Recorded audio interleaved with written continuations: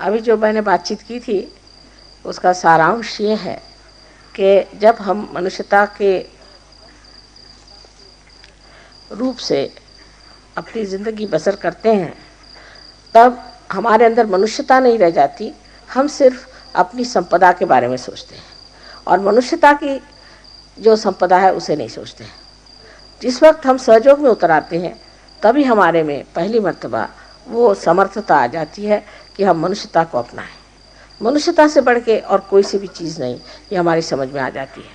और समझ में आने का मतलब है कि वो हमारे जीवन में ही उतरने लग जाती है। जब तक हम मनुष्यता के रूप को और उसके मधुर स्वाद को चखते नहीं, तब तक मनुष्य अपने ही एक आवरण में, अपने ही एक सीमित जीवन में ही आनंदित रहता है।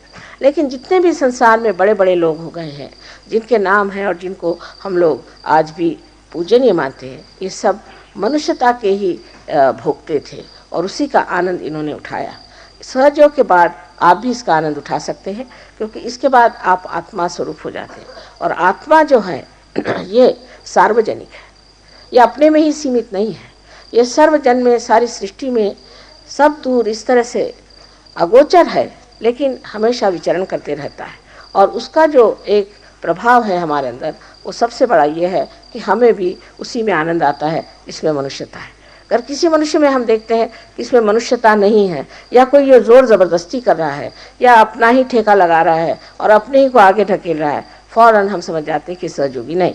लेकिन उसका असर जो आप पे आता है, या आप जो उसको महसूस करते हैं, या कभी कभी उसके लिए दुखी भी होते हैं, उसकी परेशानी कोई बात नहीं है, क्योंकि आप परमात्मा के साम्राज्य में आ गए। ऐसा आदमी धीरे से ढकेल दिया जाता है और फिर वो सहयोग में लौट नहीं पाता। ऐसे अनेक बार हुआ, आपने देखा है, ऐसे लोग धीरे धीरे ढकेले गए। सब लोग जो अपने को लीडर भी समझते हैं, एक ये मजाक ही है मुझे लगता है लीडर वीडर, लेकिन अगर समझ लीजिए इस मजाक को भी असलियत समझ लिया जाए तो भी दूसरी असलियत ज़रूर ध्यान में रखनी चाहिए कि अगर हम इस लीडरशिप को ये समझें कि इससे हम लोगों पे अपना अधिकार जमाएं और उनसे फ़ायदे उठाएं, तो धीरे धीरे अपने आप ही आप गड़प हो जाएंगे और लोगों को समझने आप पूछेंगे वो कहाँ गए, हमने कहा गए वो कहीं तो भी।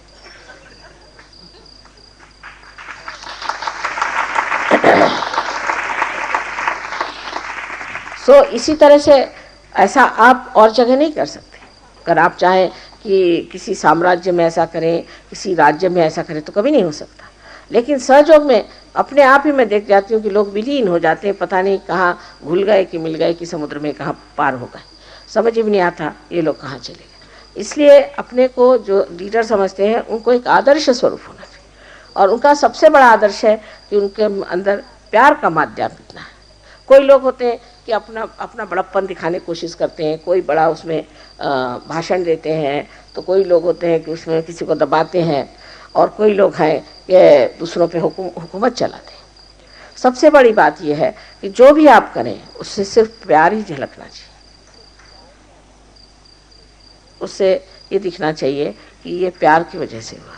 जैसे कभी किसी को आप नाराज़ भी करना है, या किसी से आपको ज़रूरी है कि डांटने की ज़रूरत है, तो उस डांट में भी उसको पता होना चाहिए कि प्यार ही में डांट रहे हैं। अगर ये हमें डांटेंगे नहीं तो हम ठीक नहीं होंगे।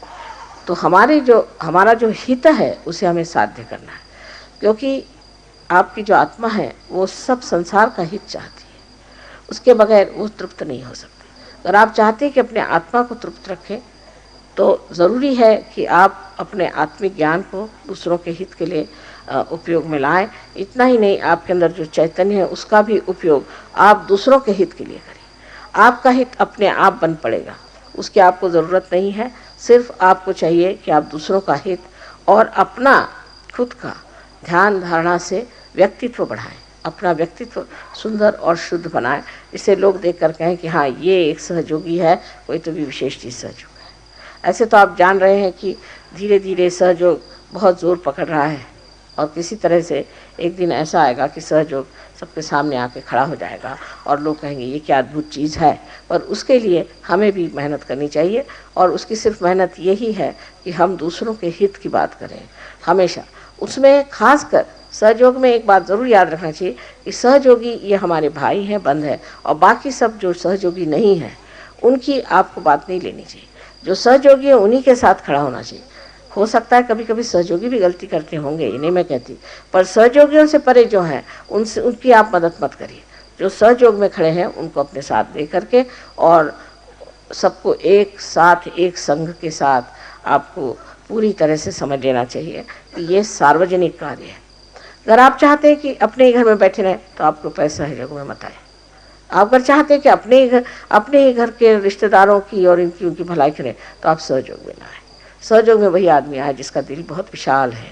ऐसे लोगों का यहाँ कोई काम नहीं, उससे सिर्फ हमें परेशानी होती है और उनको भी कुछ मिलने वाला नहीं। ऐसे लोग कि जिनके झोलियों में छेद है उनको क्या दे सकता है इंसान, लेकिन जिनके दिल विशाल हैं, जिनके हृदय खुले हुए हैं, ऐसे लोगों के लिए सहयोग है। इसलिए मुझे आपसे विनती करनी है, खास करके ऐसे लोगों से जो बहुत अपने को विद्वान समझते हैं। वो लोग कल जैसे मैंने दिल्ली वालों के सुना तो मुझे बड़ी अंदर से खुशी हुई कि हमारे देहातों में भी सहयोग फैल रहा है। हमें इस देहातों में ही सहयोग फैलाना है, शहरों में फैलाने की कोई ज़रूरत नहीं, वो तो अपने आप फैल जाएगा। सबसे ज़्यादा हमें तो मेहनत करनी है वो देहातों में, और जो देहातों में हो जाए तो हम लोग तो देहात में रहते हैं, शहरों में तो बहुत कम लोग रहते हैं और उनको कोई मतलब भी नहीं है, वो उसी संपदा के पीछे में है जो नश्वर है। इसलिए जब देहात में ये चीज़ शुरू हो जाए और जो हमारे पढ़े लिखे लोग हैं ये देहातों में जाकर सहयोग फैला, उससे बड़ा लाभ हो जाए। लेकिन उनके सामने अपने बड़प्पन दिखाने की ज़रूरत नहीं, उनसे बहुत प्यार से, उनसे दुलार से बात करनी चाहिए और उनको समझाना चाहिए कि भाई ये एक ऐसी अच्छी चीज़ मिल गई है, इससे हमारे सारी तकलीफ़ें, सब जितना भी दुख है वो सब मिट जाए। और मुझे ये आशा है कि एक बार ये क्रांति हमारे देहातों में शुरू हो जाएगी तो सारे दुनिया में फैल सकती है। इसलिए इनको देहातों में ही शुरू करनी चाहिए, ज़्यादा ध्यान देहातों की तरफ होना चाहिए बजाय इसके कि शहरों की तरफ। और एक दिन ऐसा ज़रूर आएगा, मुझे मालूम है कि ये चीज़ बहुत बहुत ज़ोरों में फैल सकती है। आप सबको मेरा अनंत आशीर्वाद।